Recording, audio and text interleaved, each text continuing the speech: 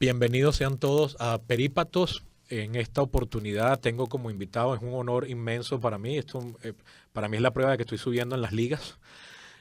Tengo como invitado a el maestro, porque en la universidad lo tuvimos que leer bastante, Diego Urbaneja, originalmente formado como abogado, pero toda su vida de ejercicio ha sido de historiador y de analista político, como decías tú, politólogo asimilado. Este, Politólogo por ejercicio, no por titulación, ¿no? Pero eso es, yo no me voy a poner con esas pajas gremiales de que solo es analista político el que haya egresado de una escuela de estudios políticos. Que tengo colegas que dicen esa estupidez, yo no.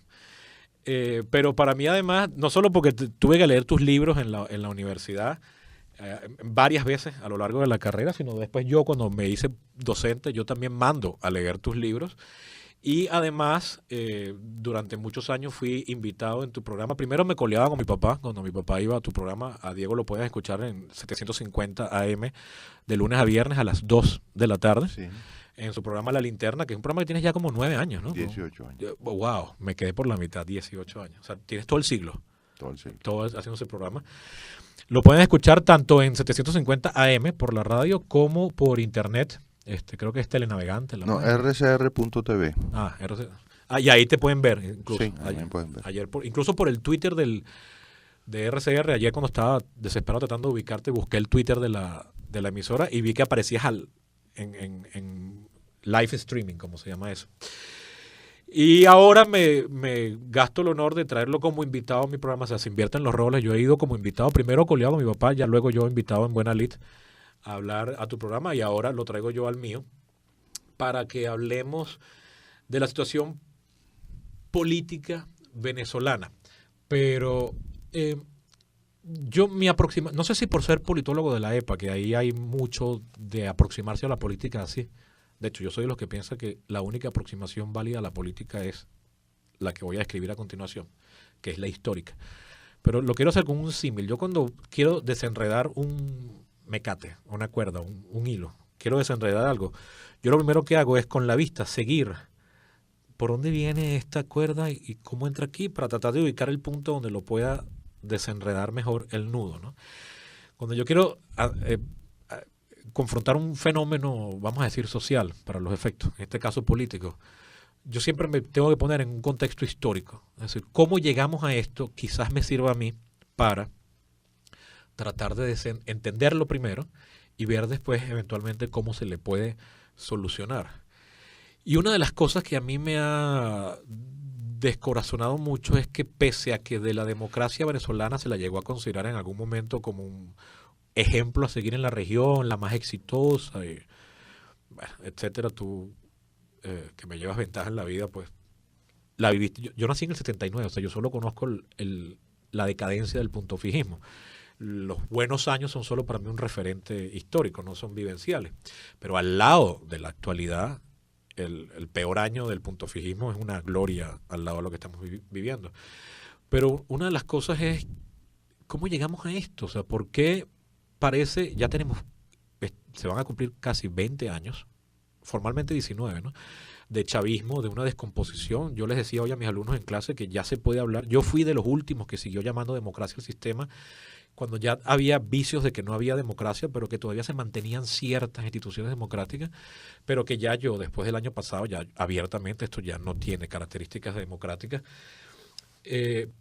Como si teníamos una democracia que parecía sólida, que había sobrevivido 2 generaciones, que parecía bien asentada en el cerebro y en el devenir cotidiano de los venezolanos, la hemos perdido aparentemente tan fácil. ¿Cómo se nos colió esta gente aquí? No es una invasión, no fue un golpe de Estado, no llegaron con una bandera antidemocrática, llegaron con la bandera de ser más democrática, que lo que había antes no era democracia, y que ellos sí eran la verdadera democracia, y los muy cínicos siguen defendiéndose como los más demócratas del mundo, pero incluso quienes nos consideramos demócratas y a ellos los antidemocráticos y que hemos siempre creído una solución democrática en la solución electoral, yo tengo que hacer una confesión o mea culpa, y creo que a veces cuando pareciera surgir una alternativa violenta de resolución del conflicto, una parte de mi ser, lo admito, se ilusiona. Y digo, aquí fue. como que esta gente va a caer por las buenas, sea una insurrección popular como lo que pasó, que pareciera que iba a ocurrir el año pasado, sea con una especie de golpe. Mira, o sea, lo admito, el 5 de enero se me fue la luz en la casa. Y mi primera reacción de segundos fue, empezó el golpe. O sea, yo me acuerdo que eso era un chiste a principios de los 90, ¿no? Y entonces cuando me paro y veo que el sector de abajo, que es Coracrevi, y las minas de Baruta está iluminado, y no, es una falla local, se fue la luz nada más en mi casa, ¿no? Mi primera reacción fue, oye, aquí viene una solución violenta o algo, ¿no? Pero eso parece que, y no me gusta, pero a veces digo, ¿será la única solución?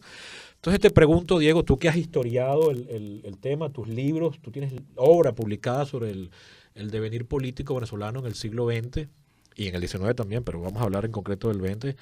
¿Cómo llegamos a esto? ¿Cómo se nos colió el chavismo? Porque, ojo, yo le decía hoy a mis alumnos en clase, la promesa electoral chavista ya estaba presente en el 58, en el 63, en el 68. Es decir, esta es la gente que apoyó a José Vicente Rangel en el 78.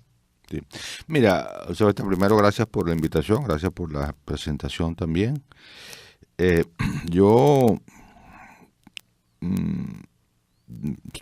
no tengo un estilo intelectual que me lleve a buscar grandes causas. Podría seguir usando el uso del símil de tu hilo, con la diferencia de que en el sentido de perseguir cómo va el acontecer, con la diferencia de que eso no hay hilos. Sí, porque hilos, si hubiera hilos, cada hilo sería una gran causa que sumada a otras grandes causas producen el resultado histórico. Aquí los hilos son atribuciones del historiador o del analista. Entonces, por ejemplo, que si los venezolanos siempre estamos buscando un mesías y un caudillo, cosa que yo no creo. De plano no lo creo. Eso ha sido... Además, los venezolanos, a mí me subleva ese tipo de expresiones. Hay venezolanos que están a la espera de un mesías y hay venezolanos que no están a la espera de un mesías. Entonces, los venezolanos no. Unos venezolanos y otros venezolanos. Y hay muchos venezolanos que están en la mitad, otros que no es que están a la espera del Mesías, sino que están esperando el fin del mundo porque son de una confesión religiosa. Sí, catológica. Exacto. Entonces, venezolanos hay para todos los gustos, como en todos los países y todos los pueblos. Entonces, yo lo que me pregunto, bueno, ¿qué pasó? ¿Qué pasó? El rentismo, es el rentismo, es el caudillismo atávico, otros van, como tú sabes, porque a causas minúsculas de las cuales hacen derivar el sobreseimiento de Caldera, sí. o que no mataron a Chávez en el 4 de febrero. Sí. Eventos puntuales. Entonces, y de ahí sacan todo. Ese es el causante, entonces le echan la culpa a Caldera o le echan la culpa a Carlos Andrés. No, mira, yo creo que lo mismo que la decadencia, el declive del puntofijismo, porque bueno, no pudiera decir en términos de grandes causas, vamos a decir, no pudiera decir, bueno, es que el puntofijismo no fue capaz de renovarse y de ponerse a tono con los tiempos, con la renovación económica y social que el mismo esquema estaba produciendo. Sí. Entonces no estuvo a la altura de sí mismo. Sí, está bien, pero entonces explícame cómo es que por qué no estuvo a la altura de sí mismo. Y entonces vamos de causa en causa hacia atrás y termino yo, en mi estilo intelectual personal de análisis, disolviéndome en seguir qué fue lo que fue pasando en cada caso. Porque si la descentralización se hubiera adoptado antes y si Lucinchi no hubiera hecho de la COPRE, como yo creo que hizo, una especie de mampara, sino que se la hubiera tomado en serio Lucinchi, porque se la terminó tomando en serio, en parte fue Carlos Andrés, también por razones muy coyunturales. Mucha gente atribuye la adopción de Carlos Andrés del esquema descentralizador como una bandera electoral para quitársela a Eduardo Fernández, que la había anunciado. Entonces, tampoco fue que se la tomó tan en serio, pero se la tomó en los hechos, aplicó parte. Bueno, si eso se hubiera aplicado cuando Lucinchi hubiéramos tenido elecciones de gobernadores en el año 86 en vez de en el año 89, todas esas cosas O Luis Herrera, que tuvo unas pequeñas... las municipales en el 78, entonces, 79. Entonces, ¿por qué en la élite política venezolana los grandes partidos de aquel entonces no fue capaz de entender que tenían que anticiparse? Entonces entramos en un desmenuzamiento de hechos que se van entrelazando, se van interconectando y se van incluso reforzando a sí mismos hasta que producen los resultados históricos que uno entonces quiere atribuir, como te digo, a un gran factor, o étnico, o cultural, o económico, o psicológico, eso, el rentismo, el fracaso de las élites, que son grandes nombres que en realidad encierran dentro de sí 1000 hilos. Entonces tú me dices, ¿cómo llegamos hasta aquí? Bueno, chico, échate el cuento. Échate el cuento, busca el cuento. Y tú eras, bueno, entonces pasó esto, después pasó esto, después pasó esto, después pasó esto. Y claro, el triunfo del triunfo de Chávez. Por cierto que yo quiero en esto también resaltar ciertos hechos que siempre no, parece que no existieran.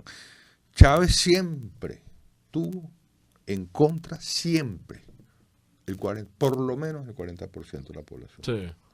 O sea, casi la mitad de los venezolanos. O sea, que esa cosa, en su mejor momento Chávez, que fue cuando le ganó a Rosales, tuvo 63%. O sea, poquitico más, bueno, veníamos de los desastres del revocatorio, de la abstención del 2005, es decir, pero en realidad es 60-40, en el mejor de los casos. Entonces, eso hay que saberlo, porque Venezuela es... Casi la mitad de Venezuela nunca ha aceptado este proyecto, aún en los mejores momentos de este proyecto. Si lo podemos llamar proyecto, ¿no? Esta cosa que tenemos gobernando Venezuela. Entonces, mira, cuando tú me preguntas cómo llegamos hasta aquí, bueno, me tendré... Este programa puede durar años echando el cuento. Habría que hacer un seminario. Pasó esto, y pasó esto, y pasó esto, y se fue todo enredando, entrelazando, hasta producir resultados que tú sabes muy bien que la opción electoral de Hugo Chávez ganó por un voto la decisión en el año 95, creo que fue, no sé en qué año fue, interna del MBR 200, ganó por un voto la decisión de ir a elecciones frente a la decisión de abstenerse y explorar y seguir explorando vías violentas, por un voto. Ese dato no lo sabía. Bueno, ese no. De milagro. O sea, de milagro Chávez optó por la opción electoral. ¿Y quiénes votaban en esa? No me acuerdo, no sé. Creo que allí tuvo una influencia muy importante Miquelena, José Vicente Rangel, tuvieron una influencia muy importante en lograr que se adoptara esa vía, ¿no? Porque la opción dominante seguía siendo dentro de la insurreccional. La insurreccional y la abstencionista. Entonces, bueno, entramos en el terreno que en este punto sí creo que es útil de lo que hubiera pasado sí. Entonces, bueno, tú dices, bueno, si ese voto no se da o si ese voto se cambia, entonces Chávez no hubiera sido candidato presidencial y hubiéramos tenido otra historia. A lo mejor peor de la que tenemos, aunque eso la verdad es que imposible de imaginar. Sí, exacto. Podríamos haber caído una guerra civil en el peor de los casos. Pero, entonces por eso te digo que yo... no sé si quieres, estoy hablando mucho, no, voy estaba esperando que cerraras la idea para justamente invitar a esa pequeña exploración un poco especulativa, abiertamente especulativa, pero en la siguiente sección para cerrar esta, porque ya nos pasamos un poquitico de tiempo. Perfecto.